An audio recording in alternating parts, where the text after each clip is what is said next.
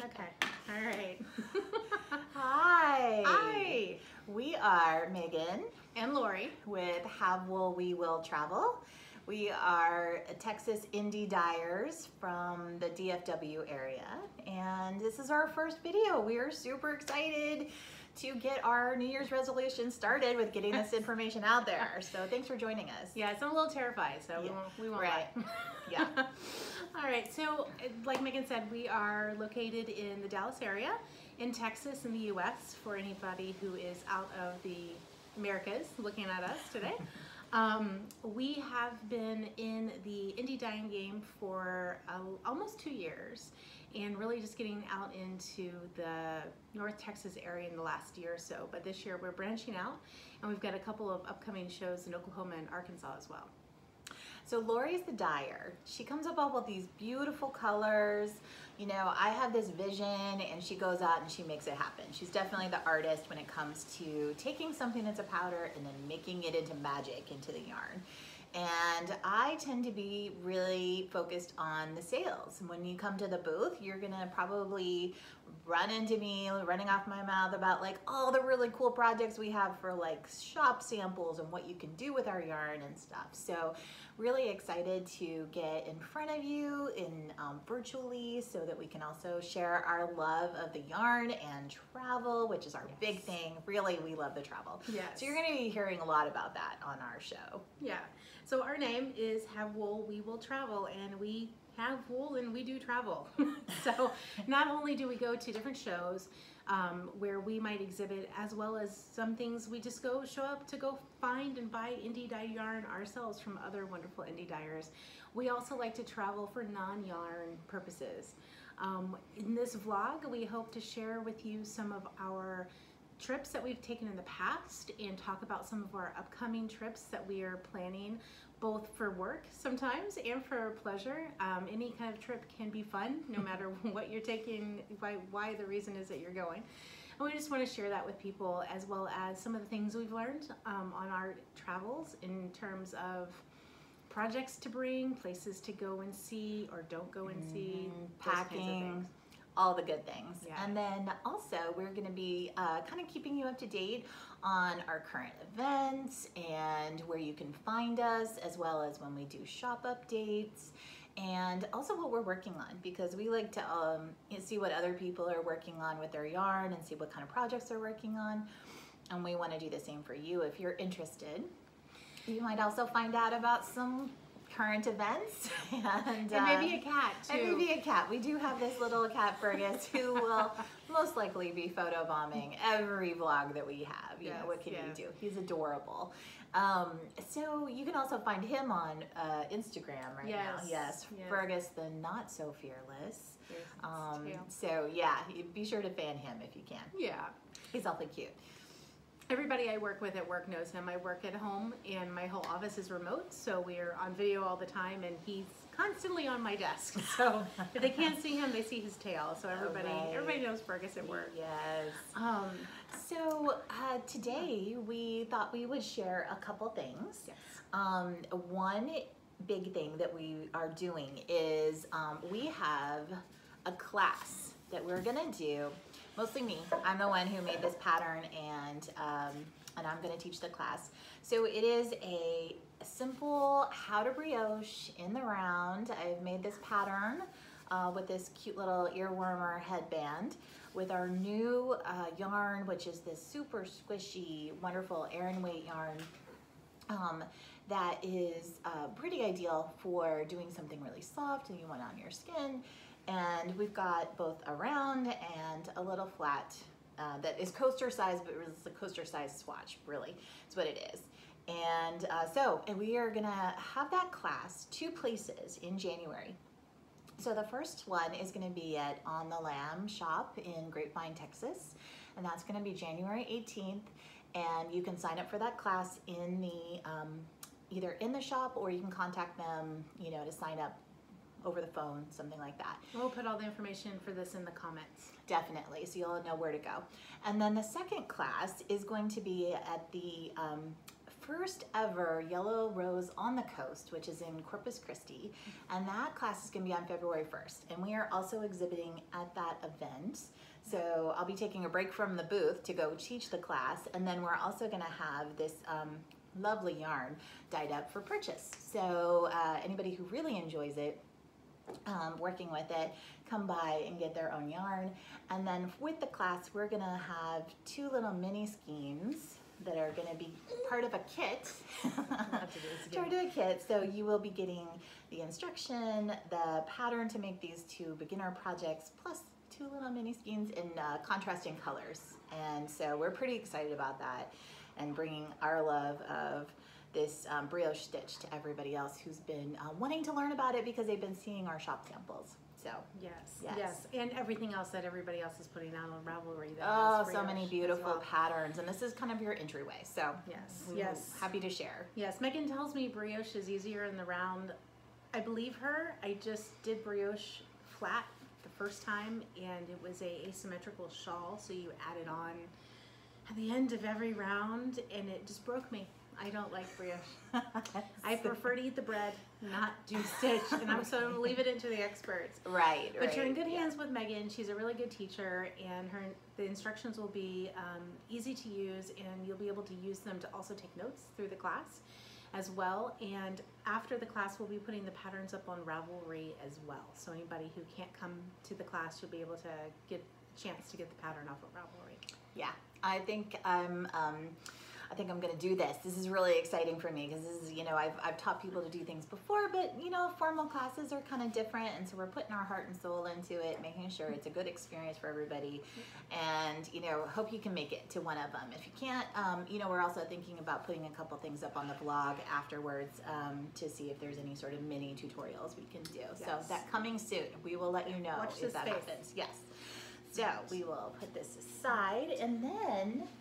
So one of the things that we wanted to always share with you guys is what we're up to, what projects we're doing, or what are we working on. Yes. It may be the same project. Who knows how I'm a difficult super it is. slow knitter. Oh, yeah. I'm so slow. If only I didn't have to have my video on at work, I could knit all the time in meetings, but they want to see me, so I don't get to knit that much.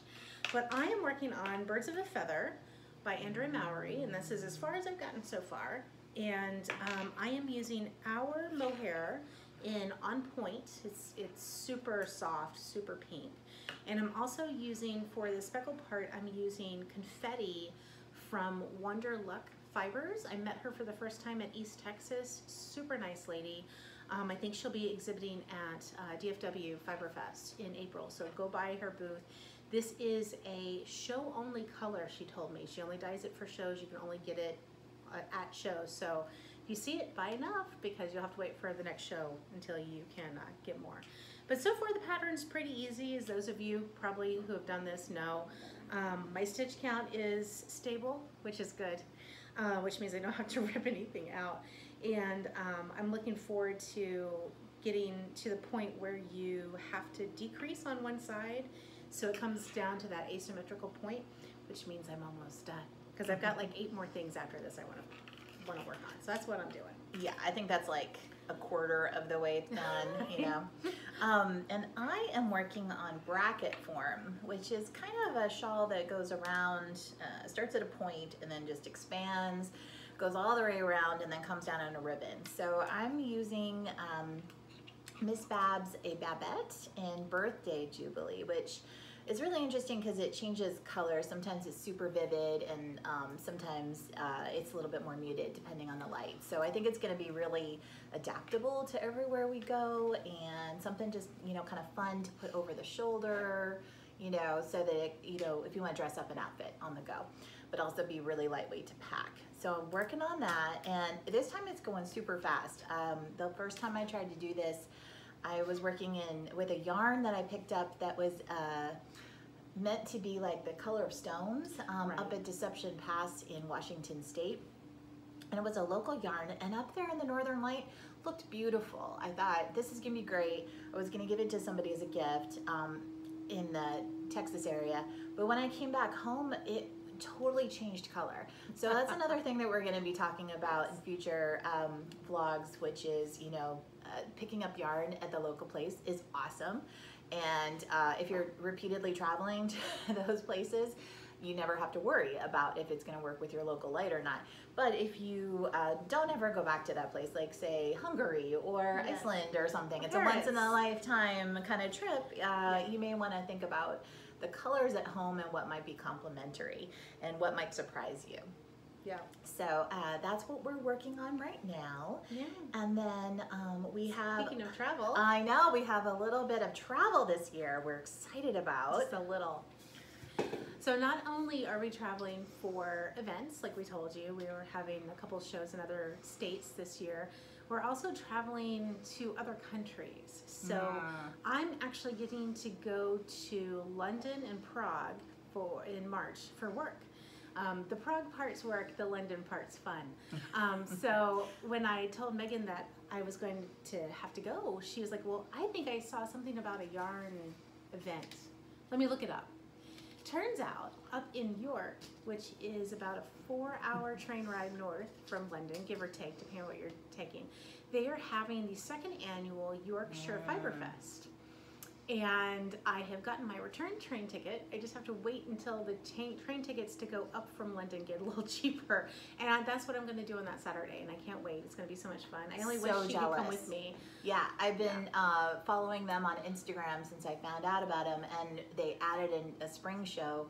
And I was quick to ask Lorie, I was like, so when are you going to England? And I'm like, oh, you're going to be there the day that they're going to do it, and you can actually go. Yeah. So quick to the train schedule, and she's like, oh, I could do this. And so it is going to be really cool. I'm hoping that she gets to do a whole, you know, picture, video, something, I'll do something. Talk all about it. My vision is I'll be walking back to the train with like this big bag of yarn.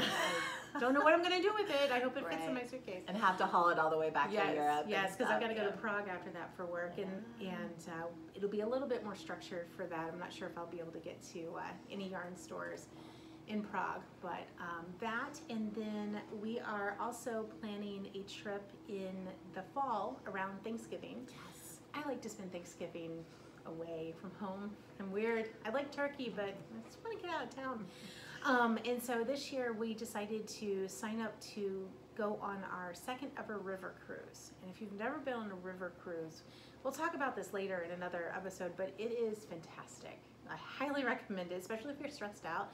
Leave the kids and the husband at home.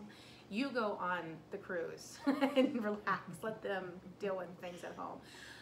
But as part of our trip, we have to figure out how to get to Europe, because it's a European cruise on the Danube, and then leave.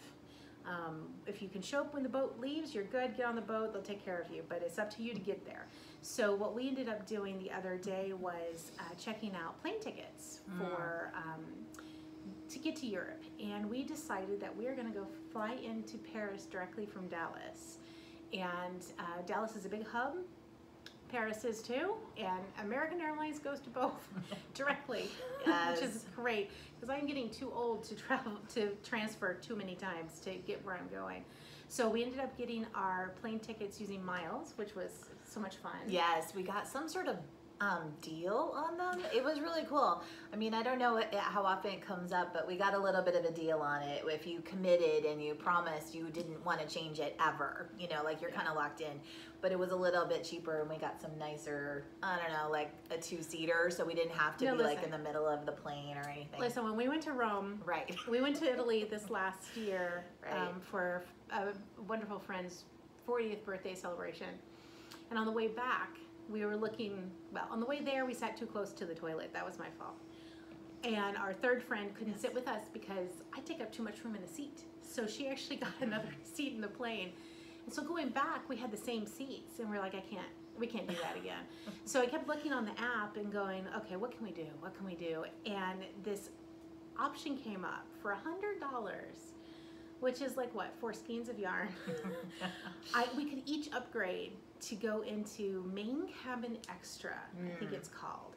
Now, this is on the 787. Any of you who like to travel, plan travel, and American, they've got this thing called Main Cabin Extra, which is basically those old first class seats, not like the pods that they have now, those old first class seats, instead of the tiny little coach seats. So you've got a 2, a 3, and a 2 instead of 3, a 5, and a 3. So you've got a lot more room. And so she and I upgraded, and we were telling our friend when we were on the trip, and we were like, come on, upgrade with us. You could sit in classy style. And she wasn't sure. She wasn't ready. I didn't realize she was ready, poor thing.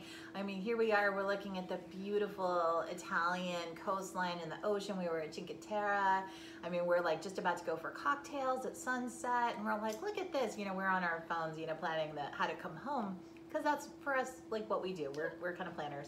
And she's like, no, not ready yet. So we made it to almost the end of the trip, and then she finally was like, okay, I think I'm gonna do it. Yeah. And then when we get on the plane, so she was sitting right behind us. Yes. There was a seat available because we couldn't get all three together. And she was like, I cannot believe I almost missed my chance to do this. You know, she's like, what was I thinking? I should have just gone for it because it had like little footrest thing you could do. Wonderful. And I don't know, it was just a little bit more spacious. For an 8-hour flight, yeah, it was it's a long trip home. Let me tell you. Yeah. And so what was wonderful was everybody in that section had actually upgraded. Because we heard, because they were all Americans, so they're all talking the whole time.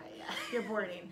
And so we were hearing all these conversations like, I can't believe we got these seats. I don't belong here. I don't deserve this. And we're all like, oh honey, we all deserve this. Yes, you know, everybody is what we wanted it. to do it. Yeah, totally. So it was wonderful. You Yeah. didn't get, I don't think you got any free drinks or anything, but you didn't need them because you were going to sleep in that seat with your entertainment system. Yeah. So we decided to opt for that with our miles this time, and we got them for almost the same price as like a regular coach ticket to go over there to Europe, which is amazing. Yeah, it wasn't too bad. And we have found in our travels anyway that we're more tired and stressed going into it, right? And because of the time difference, you know, where you want to really rest is the beginning of the trip. On the way home, you're like, you know, it's nice if you can sleep but you know, you don't have to because you're relaxed and everything's fine, and you know, it's a little easier to stay up the reverse coming back. But going there, you definitely need your sleep. And so we were a little worried, like, we're going to go to Paris in the winter.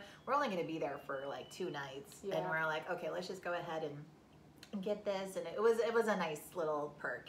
We'll see how we get home. We haven't decided how we're getting home yet. No, so if anybody has any tips, the boat drops us off in Budapest. Which we've not been to, but I hear that there's so much yarn. So we're going to stay a little extra.